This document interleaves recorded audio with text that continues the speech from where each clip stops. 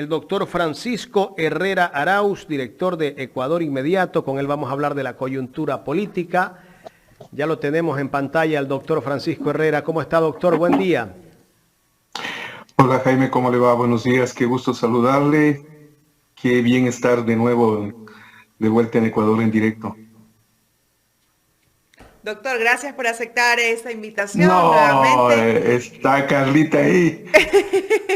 Es un gusto, Hola es Carlita. un gusto como siempre saludarlo, ¿no? Y bueno, pues hablar de tantos temas de este Ecuador que aún no logra estabilizarse, pero que sin duda alguna va a tener la oportunidad el 20 de agosto de tomar una nueva decisión y enrumbar este país. ¿Cómo ve usted el país en este momento? ¿Cómo ve usted a los ecuatorianos? ¿Están preocupados? ¿Hay indecisión? ¿Hay preocupación en torno a lo que pase después del 20 de agosto? ¿Sabe qué me preocupa, Carla? Que de tantas pateaduras en el suelo que nos han pegado en este tiempo, el Ecuador se va volviendo curtido e indiferente. Ya un poquito le pasa. Vean lo que nos están haciendo en este momento, pero así justo en este instante. Nos quieren quitar el seguro social. Han cerrado la asamblea. El presidente quiere gobernar sin ningún tipo de control. Van a renegociar las telefónicas en contratos a 15 años futuros. ¿Quién sabe en qué condiciones? Hay impunidad en la fiscal general del Estado. No se ha investigado lo suficiente los casos como León de Troya o caso Danubio o los escándalos de Luque y el Gran Cuñado. Y un poco al país le importa bastante lejos, ¿no? No le importa. Me preocupa esa indiferencia. Sí hay elecciones y hay campaña. Pareciera que solamente impacta cuando van a determinada población y determinados candidatos, porque los otros ni siquiera eso. 2 o 3 candidaturas logran movilizar a algo de gente, en algunos casos por entusiasmo, en otras porque pagan para las movilizaciones, eso es conocido,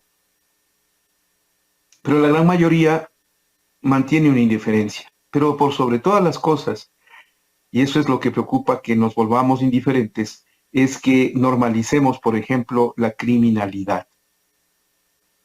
Hemos surgido de un promedio de 50% hasta este momento, en este primer semestre, al 100% de índice de criminalidad, de muertes violentas en todo el país. Ya no solo es Guayaquil o no solo es Quito, es distintos puntos del país los que enfrentan esta crisis de seguridad, y lo que ha hecho es arrinconarnos con temor, no asumir una actitud ciudadana que entienda que la seguridad no es cuestión de las Fuerzas Armadas o de la policía, sino de todos. Entonces, me preocupa esa indiferencia, me preocupa ese miedo, me preocupa esa distancia con la acción política, porque a la larga eso puede traer malos resultados, muy malos resultados, Carlos. Esa indiferencia y miedo nos da a pensar que el pueblo no tome la mejor decisión y no analice bien al candidato porque está pensando en qué, en la inseguridad, en el hambre.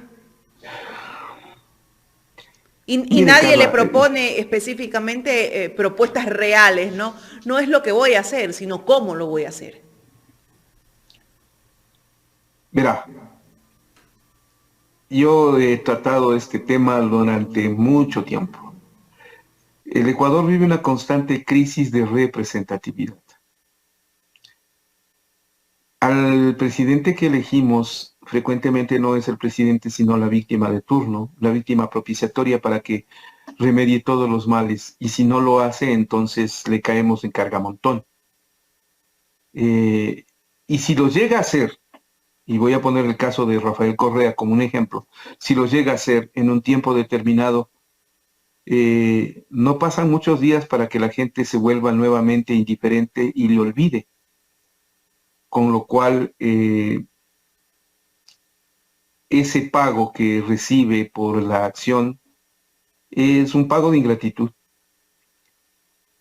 Y no me extraña que el próximo presidenta o presidente, porque hay entre las dos opciones que elegir, llegue con esa actitud marcada de por medio de la gente. Va a ser un gobierno muy difícil el del año y medio que viene, ¿verdad?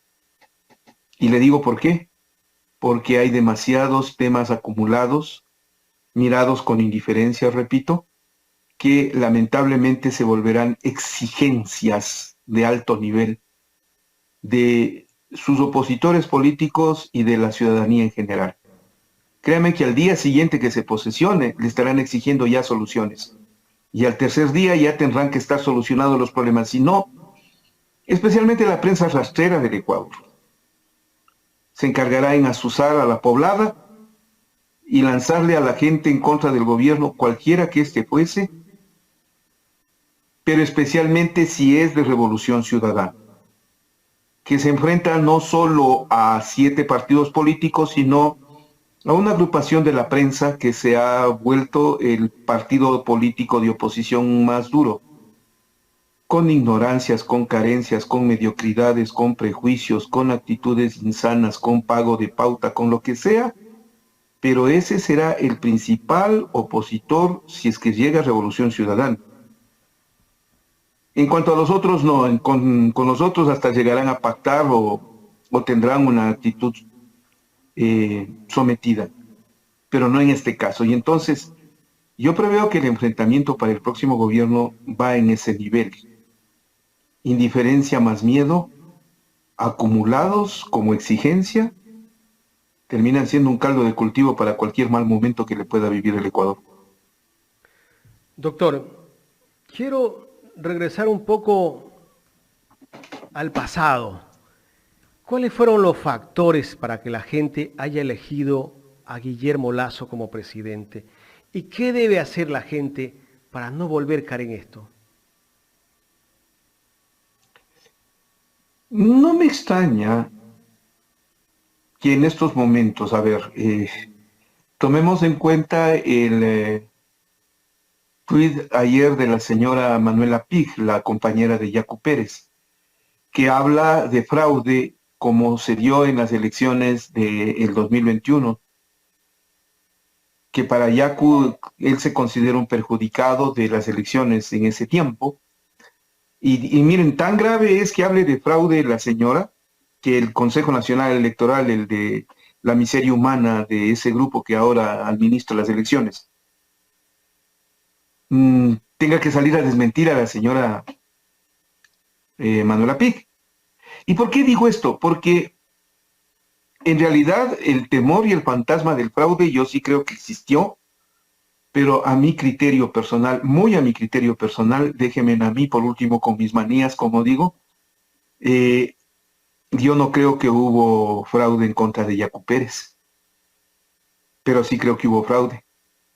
Y no fue en la segunda vuelta, y no fue para elegir a Guillermo Lasso, sino para quitarle el triunfo a Andrés Arauz y Carlos Rabascal, que ganaron con más del 40% en la primera vuelta.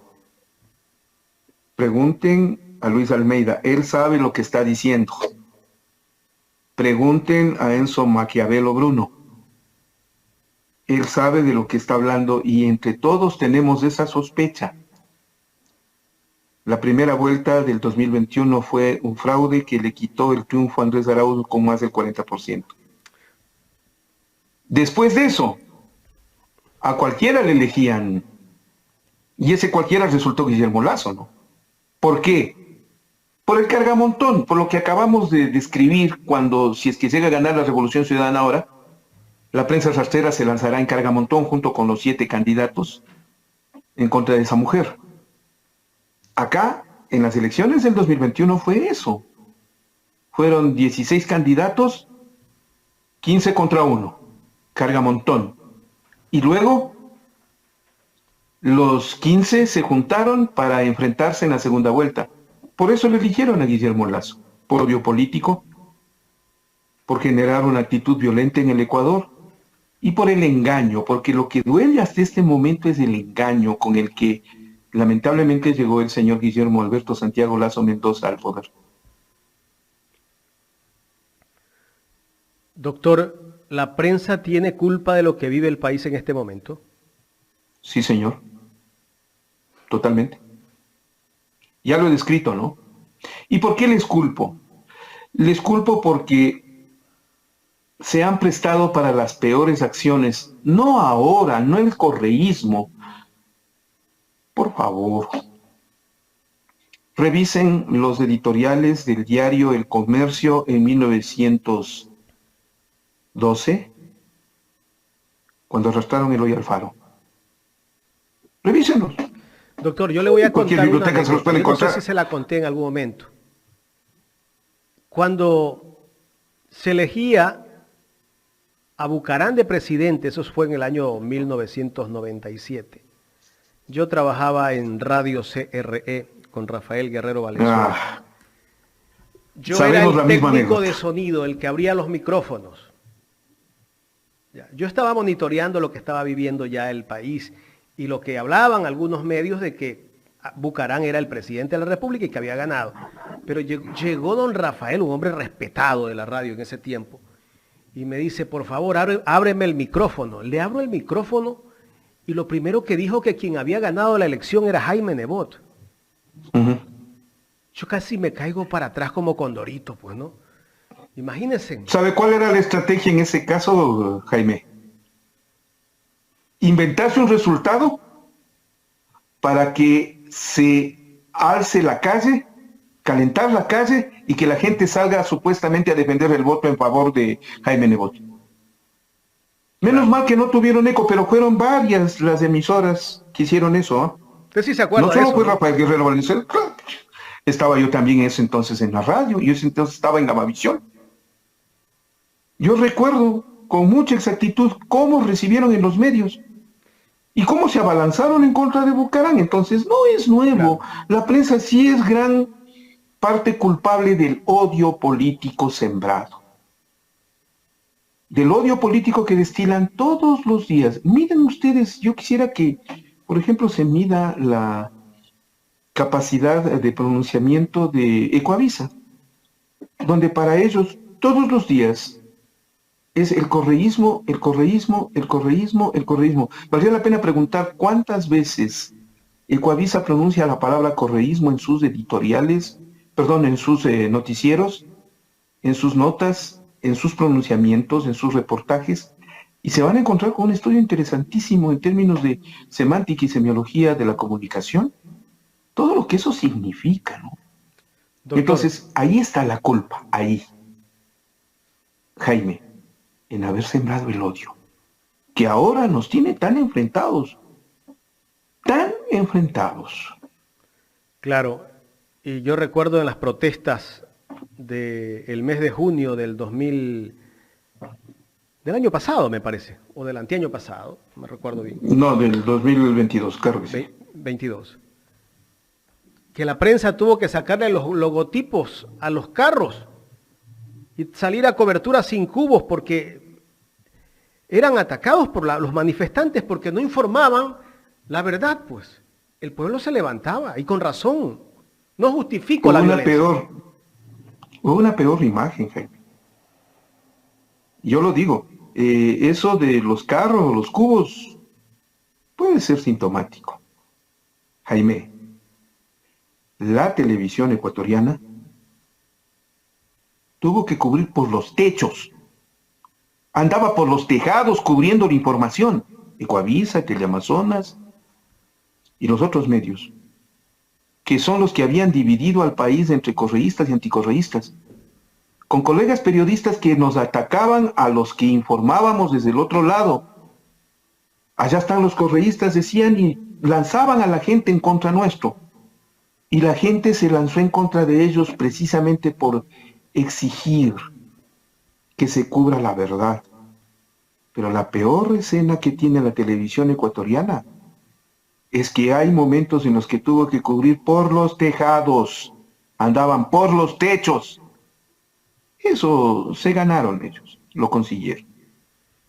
Pero mire, la semana pasada cuando anuncian el informe de la Universidad Central, sacan el reportaje de la fiscal, luego el reportaje de Glass, cuando lo acusaban también de que había plagiado la tesis, del primo del expresidente Rafael Correa, Pedro Delgado me parece, pero todo era un sesgo. Y en ninguno de esos reportajes pusieron a alguien que hable del otro lado, todo de un lado. Ese desequilibrio les está cobrando caro.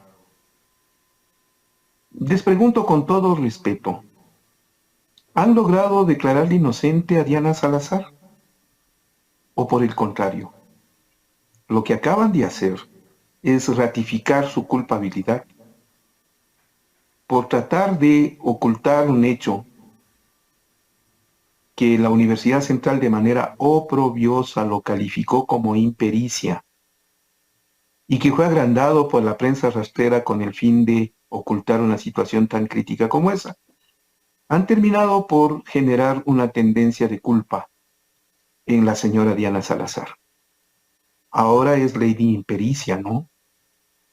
Y el término impericia hoy le ofende a la universidad, a la academia, a la fiscalía, a la fiscal, al doctor Sempertegui, a los 32 miembros del Consejo Universitario de la Central que salieron en precipitada fuga a reunirse en Tumbaco para que no quede huella de la grabación de su sesión. Y si la hay, valdría la pena escuchar la discusión que tuvieron. Vean lo que hizo la prensa rastrera. No lograron declarar inocente a la señora Salazar pese a todos sus esfuerzos. Y hoy es Lady Impericia. Pero, doctor, lo más grave es que una universidad de prestigio tome las cosas tan a la ligera. Porque es una ligereza usar ese término, es que el mismo rector de la universidad use ese término.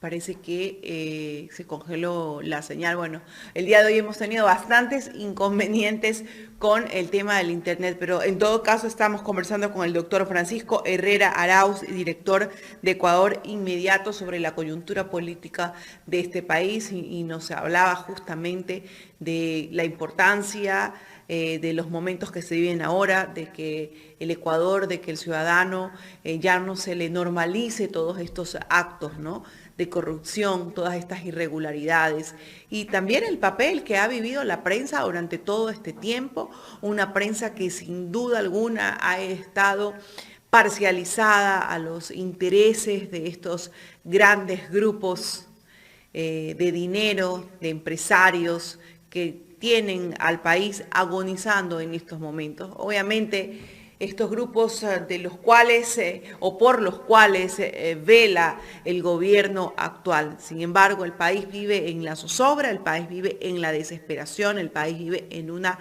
miseria, y viene la importancia que tienen estas elecciones para enrumbar al Ecuador.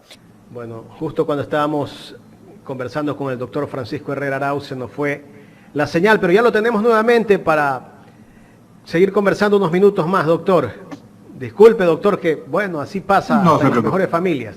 Sí, yo también he sufrido lo mismo, no hay ningún problema. Es comprensible. A veces parece que alguien conspira contra nuestro trabajo, pero bueno, toca seguir. Pareciera, ¿no? No, vamos a seguir. No nos pueden callar.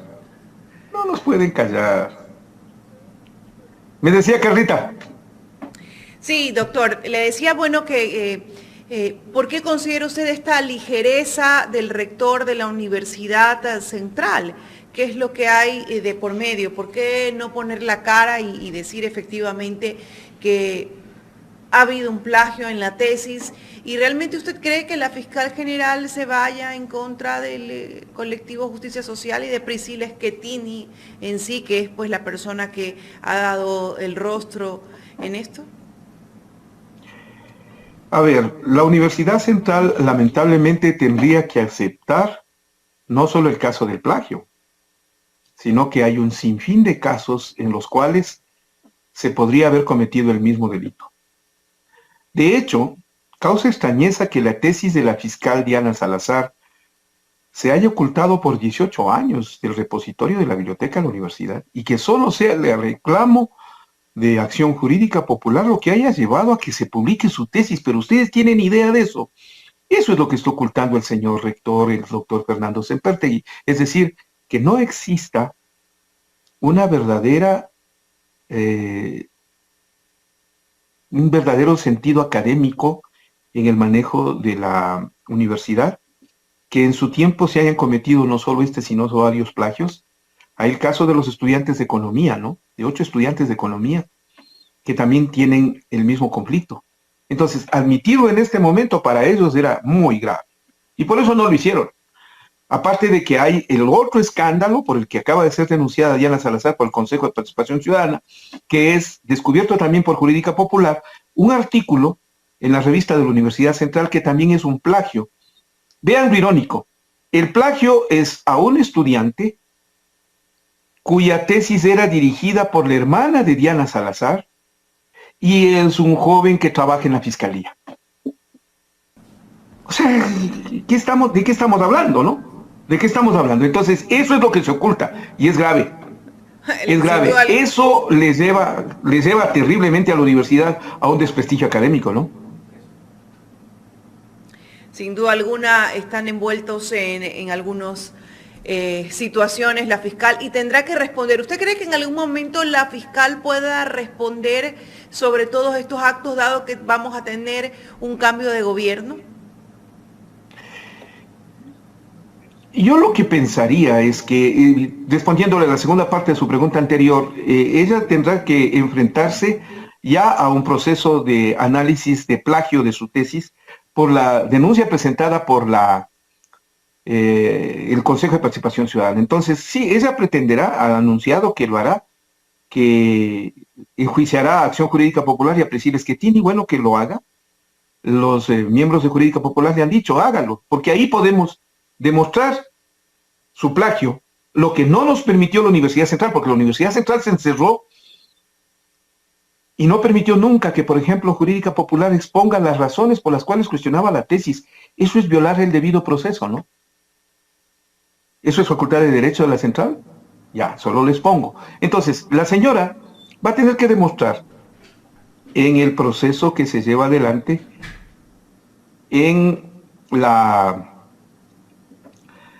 denuncia que ha emitido el Consejo de Participación Ciudadana.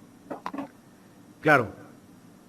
Ayer hizo una denuncia el doctor Allen Berbera, presidente del Consejo de Participación Ciudadana, y después responde la fiscal que se quieren apoderar de la fiscalía y acusa al correísmo indirectamente, que es quienes están detrás de la fiscalía. Y esto pues como para manera de descalificar todo lo que está viviendo ella en este momento. Con lo que usted nos dice, doctor, al parecer la fiscal no va a poner ninguna denuncia, no va a acusar a nadie. No lo sé. La reacción de la doctora Diana Salazar ha sido usar el poder de la fiscalía como si fuera propio para enfrentarse a quienes le cuestionan. Lo de Freddy Carrión es una cosa extremadamente grave, ¿no? Pero también, a ver, recordemos que la fiscal no ha sido denunciada ahora. La fiscal fue denunciada por Andrés Páez en el proceso de selección por su tesis de posgrado. Exacto. Y lo hizo en Ecoavisa con el señor Pinargote. Entonces, ya hay una tendencia a acusarle de plagio permanente. No solo es su tesis, es el artículo científico. No solo es el artículo científico, no solo es su tesis, no solo es el posgrado, no solo son sus escritos, sino también sus actuaciones. En el caso de Freddy Carrión, la señora alteró la fecha mediante la cual se autorizaba a Fiscalía para que actúe en contra de Freddy Carrión, y eso se descubrió, Jurídica Popular lo descubrió, en su firma electrónica. Por supuesto, por el temor que tienen entre ellos, por lo que se saben o por cómo actúan. Los jueces, por ejemplo, obviaron este detalle de la firma electrónica de Diana Salazar y no lo consideraron válido. Su propio fiscal subrogante, el doctor Wilson Toainga, procedió a rechazar esta actuación que puede ser considerada hasta fraude procesal, pero la señora queda absuelta frecuentemente con justificativos de cualquier tipo. En ese caso, pues era un desliz, un simple lapsus que había cometido al alterar una firma, alterar una fecha. Eso es lo que ha llevado a que sea una cadena de impunidad constante por parte de la doctora Diana Salazar, que ahora frecuentemente se ve obligada a defenderse. Y cada vez el cuestionante es mayor, cada vez el cuestionante crece más, es una bola de nieve la que se le va haciendo a la doctora Diana Salazar. Entonces, ¿qué puede pasar? Bueno, si ahora no la van a sancionar, que evidentemente puede pasar, ¿no? Ya la central le ha absuelto totalmente, ya le limpió de culpa.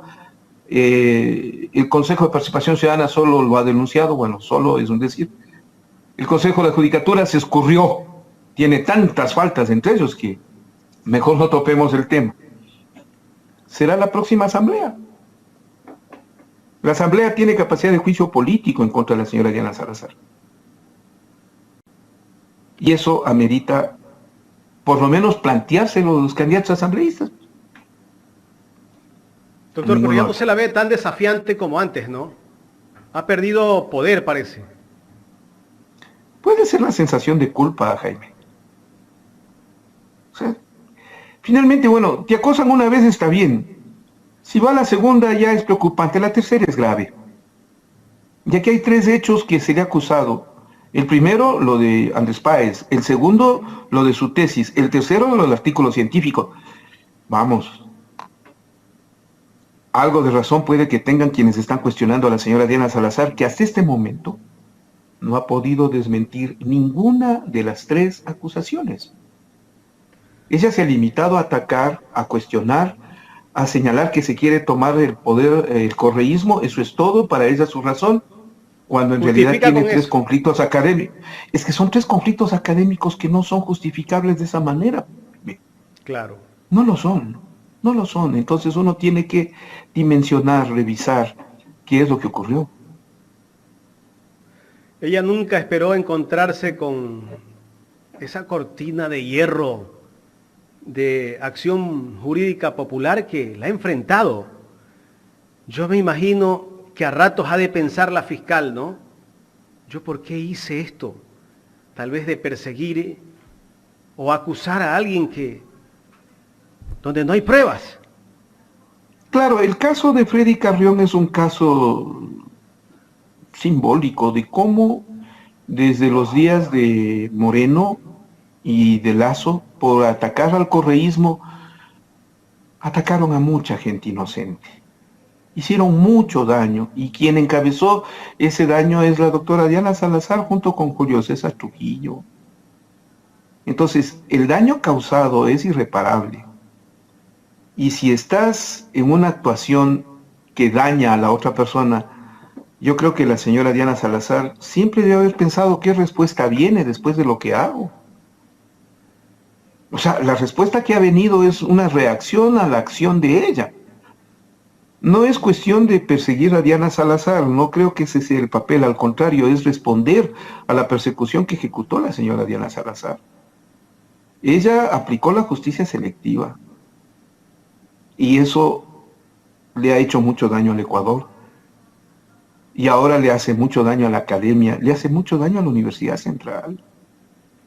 O sea, nos duele porque yo soy estudiante de la Central, yo siento mucho orgullo por mi universidad, pero este tipo de cosas, lo hecho por Sempértegui, lo hecho por el Honorable Consejo Universitario, es indigno. Lo de la impericia les marcará para toda la vida. Porque ahora la memoria ya no es limitada a una crónica. Ahora la memoria es colectiva, es amplia, es mundial. Ya veremos luego las repercusiones que esto tiene en la comunidad internacional. Primero, porque se está revisando por parte de una comisión veedora la tesis de la señora. Y lo otro, porque se ha pedido a Latin Index, que es el que revisa los artículos científicos de las revistas especializadas, a que revise el caso de la Central, pues. ¿Cómo quedará la Universidad Central si se le saca del índice de revistas especializadas en temas científicos, jurídicos y académicos? Yo no creo que bien. Eso debe haber pensado el honorable Consejo Universitario antes de definir la impericia. ¿Cómo va a tomar la academia la impericia? Nunca pensaron en eso. A la doctora Salazar le falta poco tiempo para terminar su periodo, ¿no? Creo que son 5 años. 1 año y medio más, son 5 años. 1 año y medio más. Un Tal vez año no y los medio termine. más. Ese tiempo tal vez no lo termine, porque No viene lo una sé. nueva asamblea. Puede pasar Claro, alguna la cosa. perspectiva sería el juicio político, ¿no? Claro, la perspectiva sería el juicio político, pero Jaime, aún así, ¿valió la pena todo este conflicto? No. No. ¿Sabe por qué? Porque todo esto obedeció a una estrategia de destruirle al país por destruir al correísmo. E insisto, muchas víctimas inocentes. Y ese clamor de las víctimas inocentes es el que ahora se levanta en contra de la señora Salazar. Puede que ella termine, verá. Pongámonos en el plano de la posibilidad de que una asamblea no tenga la mayoría suficiente para destituirla, ella puede continuar en el cargo.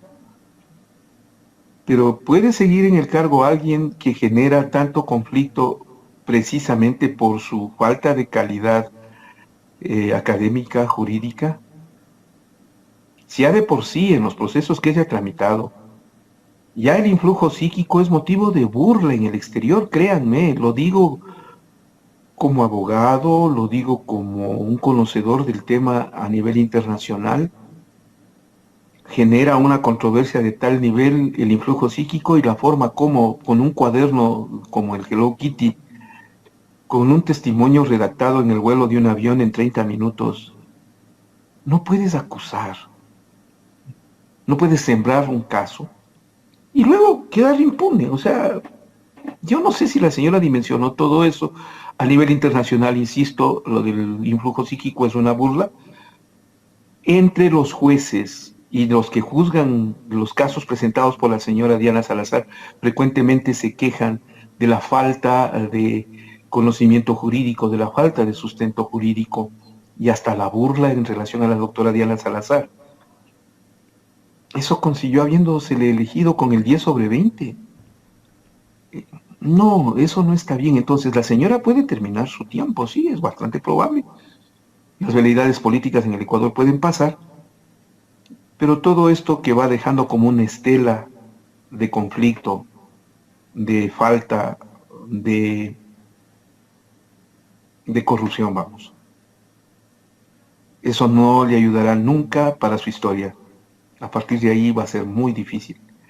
Hay una frase popular que dice con mucha certeza: de tu pasado, corrección, de tu futuro, tú me puedes hablar maravillas y prometer bellezas, pero lo sucio de tu pasado no lo borrarás nunca. Repito, de tu futuro me puedes hablar maravillas y bellezas, pero de tu pasado, de lo sucio de tu pasado, no podrás borrarlo nunca. Doctor, la fiscal tal vez ha tenido investigaciones selectivas, porque hay casos que los investiga con mucha celeridad y otros, como el caso Danubio, el caso Cherres, que no hemos visto todavía ningún pronunciamiento de fiscalía que diga ya hemos allanado las casas de varias personas que estamos investigando el caso Cherres. Pero cuando ha habido casos que le interesa, sí los hace de la noche a la mañana.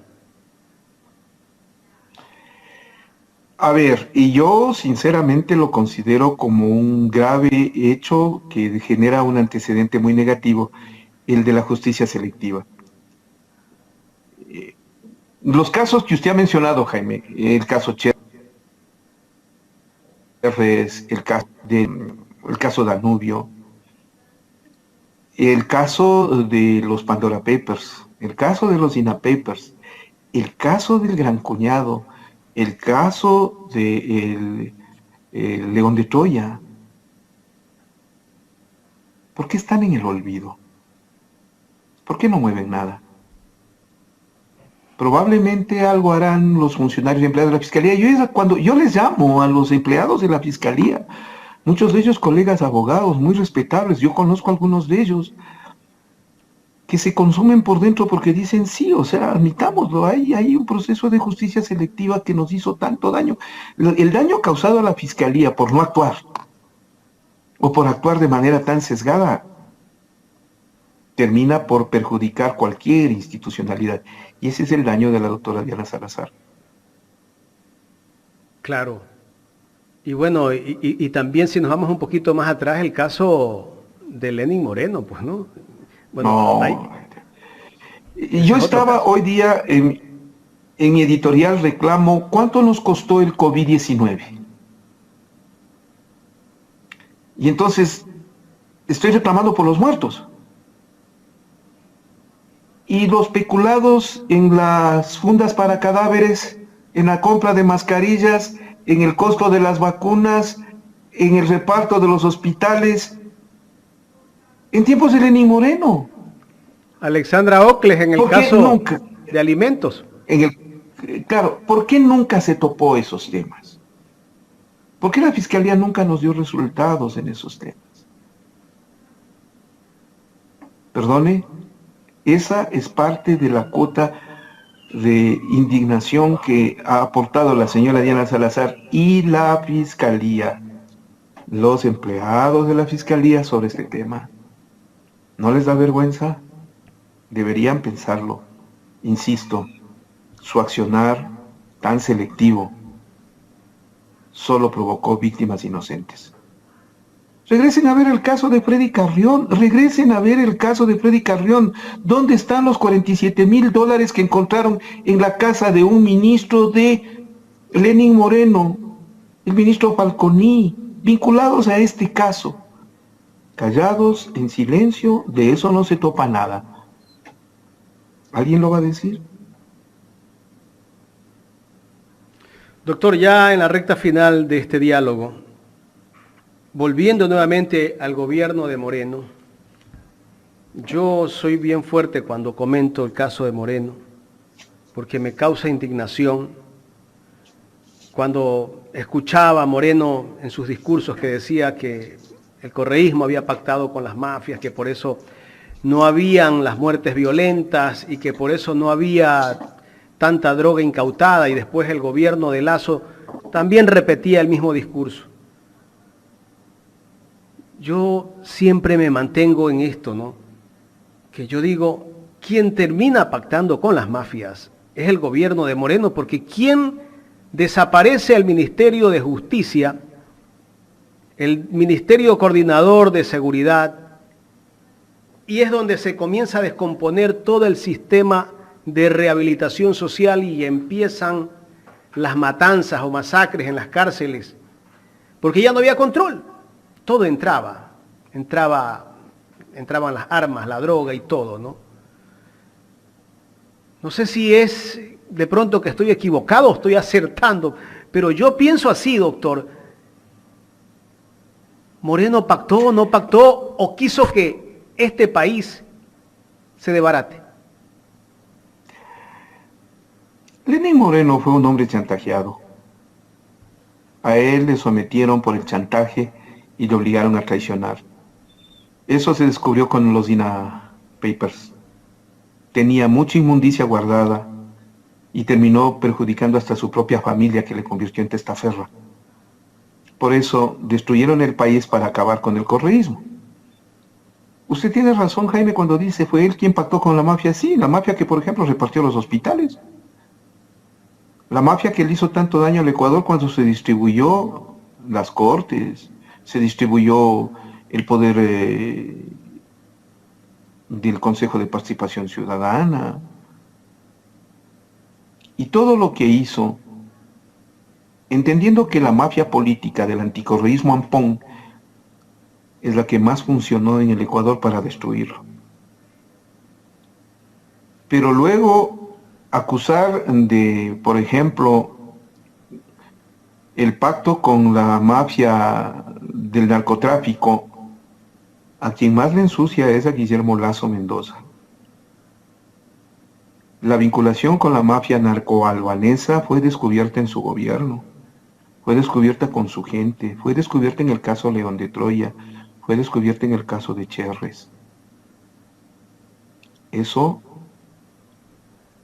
queda bien claro para muchos ecuatorianos.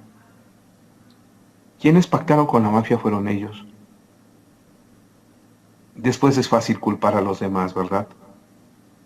Pero, sinceramente, la carga de lo ocurrido por la destrucción del país sí se la llevan entre Lenín Moreno y Guillermo Lasso Mendoza. Los dos y sus gobiernos nos han causado tanto daño que difícilmente se va a olvidar para la historia, como les digo. O sea, si antes quedaba en manos de los historiadores y sus textos lo ocurrido con tal o cual gobierno, ahora no. El Twitter, la inteligencia artificial, la memoria colectiva acumulada en el espacio cibernético son sus principales acusadores. Medio habla el señor Lasso de algún tema, ya le sacan a recordarle sus hechos. Medio habla Lenín Moreno, ya le enrostran y le enfrentan a sus propias palabras, a sus hechos, a sus actos. Eso está acumulado en el internet y eso no va a perdonársele fácilmente. Eso no es fácil. Entonces quedó para la historia todo lo que han hecho y lo que usted bien denomina como el pacto de las mafias. Fueron ellos. Fueron ellos. Fueron ellos.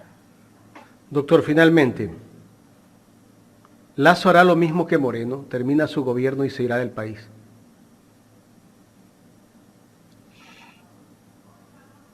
Repito, de tu futuro tú me puedes ofrecer maravillas, de tu pasado no te limpias nunca. El señor Lasso ha señalado que él se va a convertir en opositor del próximo gobierno, él va a estar actuando políticamente, de manera que, si es así, deberá quedarse en el país, me imagino yo. Opositor con la fuerza política que tiene. Causa risa, ¿no? Yo en el Ecuador he visto actos de cinismo público muy notorios y evidentes, de gente que fue un fracaso en el manejo de la cosa pública y que regresa después a gritar por su dignidad. No me extrañaría que el señor Lasso recupere un espacio político porque ya finalmente tiene dinero, que con el cual se puede fácilmente montar nuevamente una fuerza política como la montó él a lo largo de 10 años y la sostuvo para llegar al poder. ¿Ustedes creen que no volvería a repetirse? Yo creo que sí. Pero deberían repensarlo seriamente. ¿Por qué? Porque el Ecuador cada vez se va minando más.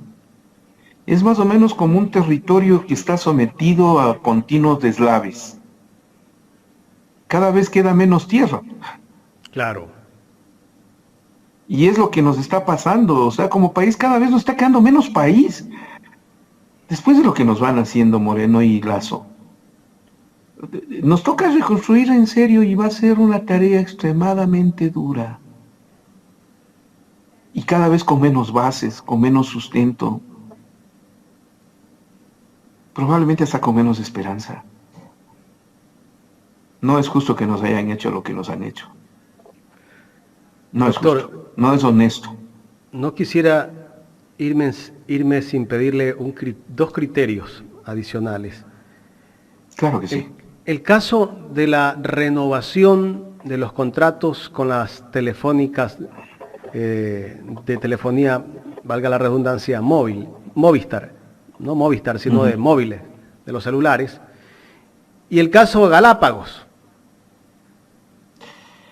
A ver, ayer yo me he pronunciado pidiéndole al presidente Lasso que por favor ya no le haga más daño al Ecuador.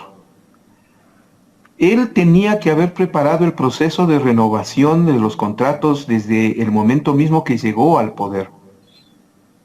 Si se sabía que en agosto del 2023 se tenía que proceder a la renovación o reversión hacia el estado de la concesión dada a los teléfonos de Movistar y Claro, él tenía que haberlo preparado eso con 2 años de anticipación, pero tuvo una ministra de telecomunicaciones que al parecer nunca lo hizo.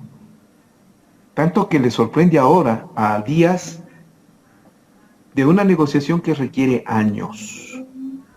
Años, óigame bien, años. Y esto no lo puede firmar en este momento, por favor. Tendrá que buscarse los mecanismos idóneos para una cláusula que permita mantener o preservar el servicio de telefonía móvil que es tan vital para un país como el nuestro, con las dos empresas, y el próximo gobierno, cualquiera que éste fuese, preparar el proceso de negociación, pero no puedes dejar firmando y comprometiendo a 15 años, que sería la nueva concesión para los próximos 3 gobiernos. Eso no es válido, eso no es honesto, presidente Lasso, no lo haga. No lo haga, le va a provocar un perjuicio muy serio al Ecuador y quién sabe si eso le genere un conflicto legal. Legal me refiero a analizar el uso de los fondos públicos. Eso se llama peculado y usted ya abordió el tema del peculado en su juicio político. Lo que podría hacer es extender el contrato, ¿no? Por lo menos revisar una figura que permita extenderlo por unos días hasta que el próximo gobierno pueda garantizarle al país una concesión que sea apropiada. No estoy pidiendo que se les quite. Al contrario, han cambiado las condiciones en tal nivel que ya estamos hablando de la tecnología 5G. Y eso no está en los contratos de concesión. Llegaron la tecnología en 3G y luego pasaron a 4G. Pero en este momento ya la transmisión de datos es en 5G. Es a nivel mundial. Bien, estudiemos las condiciones. O sea, nos conviene incorporarnos de mayor forma y de mejor tecnología. Si les podemos exigir a las empresas que tienen la concesión a renovar y de mejor manera crecer, creo que el Ecuador hará bien. Pero no lo puede hacer de manera improvisada en este momento y con serias dudas y sospechas de cómo manejó la cosa pública el señor Lasso. En cuanto a Galápagos, el Ecuador tiene la culpa por ser tan indiferente frente al tema. Admitámoslo todos, un proceso de culpa, del cual lamentablemente se han ido aprovechando personas con conocimientos en el manejo del mercado turístico, en el manejo del mercado ambiental, en el manejo del mercado de cooperación internacional, en el manejo de imagen trascendental a nivel público, para hacer de eso un feudo que ahora es controlado por manos privadas según el contrato que se habrá firmado con la mencionada ONG, que ahora entiendo ha logrado un acuerdo con el gobierno del señor Lasso, y del cual hay sospechas de algunas personas que fueron sus consejeros ad honorem. Vean el daño que nos va haciendo, señor Lasso.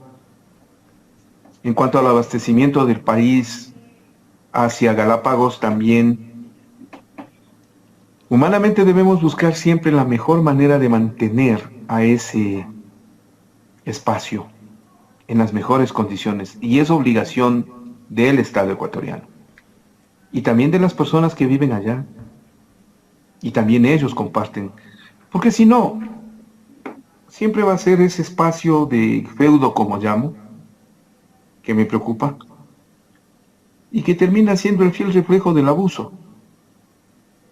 Cuando van los ministros en comitiva, en medio de una escasez de comida, a comerse los alimentos de la población, ya, sí tenemos parte de culpa entre todos por haberlo tolerado y en demasía.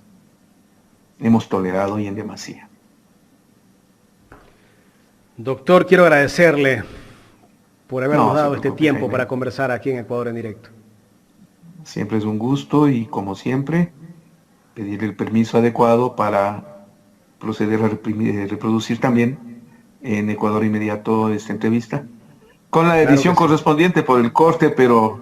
Después de un rato unimos el video anterior con el... No hay ningún problema. Y además irá a ese... Ahora sí sintonizadísimo espacio de los especialistas del domingo. El fin de semana, pues, ¿no? Estás teniendo un éxito formidable, Jaime, y eso me agrada muchísimo realmente. Es un honor estar en ese espacio, ¿ah? Es un honor estar en ese espacio. Y a usted gracias, también, Jaime. Doctor, lo sigo, ¿ah? Pues ahí estamos todavía. Le seguimos luchando por la vida, como digo. Siempre aprendo de usted, doctor. No, un honor más bien, Jaime, compartir con usted. Muchas gracias. El doctor Francisco Herrera Arauz, director de Ecuador Inmediato aquí en Los Especialistas.